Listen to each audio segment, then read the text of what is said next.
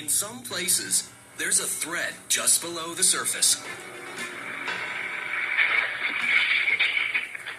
The ground opens up, swallowing roads, trees, and homes.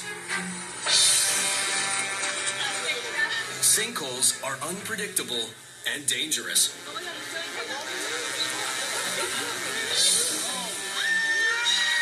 If you were driving and your car were to suddenly drop into a sinkhole,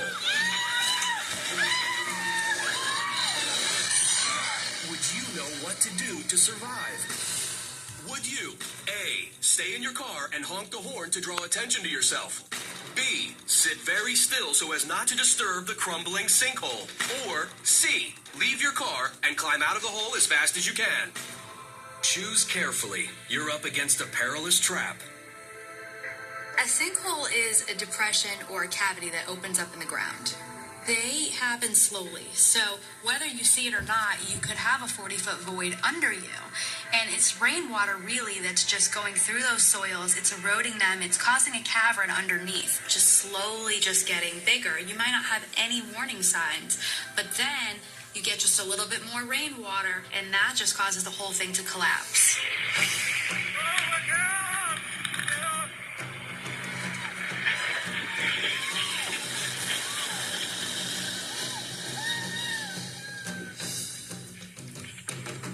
So a sinkhole will open up, it'll swallow a house, a car, basically anything that's standing in its way. And sinkholes can form underwater too.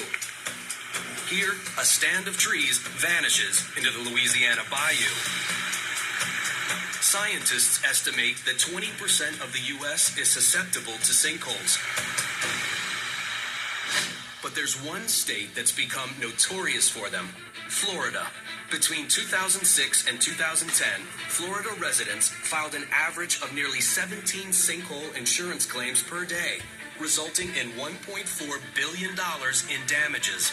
Florida has so many sinkholes because it has a very unique geology. The bedrock that underlies Florida is limestone, buried by very thick sequences of sand and clay. The limestone's 20, 30 million years old, so it's had a long time to sit there and dissolve and create quite large cavities. Wow. Oh my God. In 2010, a colossal 300-foot wide sinkhole in Guatemala swallowed a 3-story factory, taking the lives of 15 people. The sinkhole in Guatemala was so big that it just was all blocks of buildings, neighborhoods, and it was due to the poor corroded sewage system that was underneath the ground. And what happened was people felt shaking and they actually thought it was an earthquake, but it was the sinkhole opening up. Oh my God.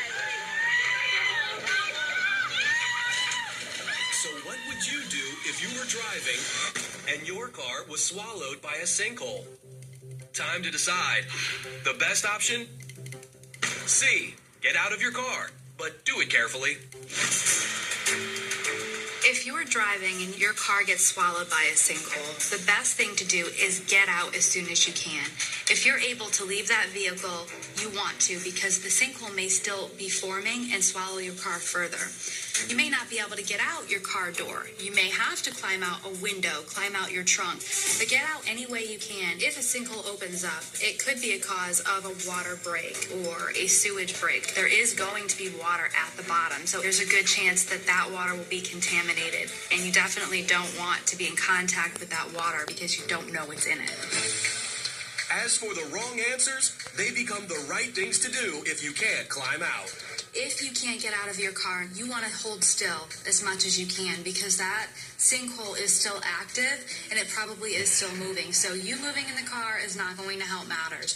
If you're stuck, stay in the car, try to call 911. If you're not getting a signal, honk your horn, roll your windows up so that you can save as much oxygen as possible. You don't want to have any of the dirt come in, water. You want to try to, keep as much of that out so that you can get rescued. If you are driving and your car gets swallowed in a treacherous sinkhole, get out of your car and cautiously climb to safety. If you can't get out, call 911, roll up your windows, and honk your horn.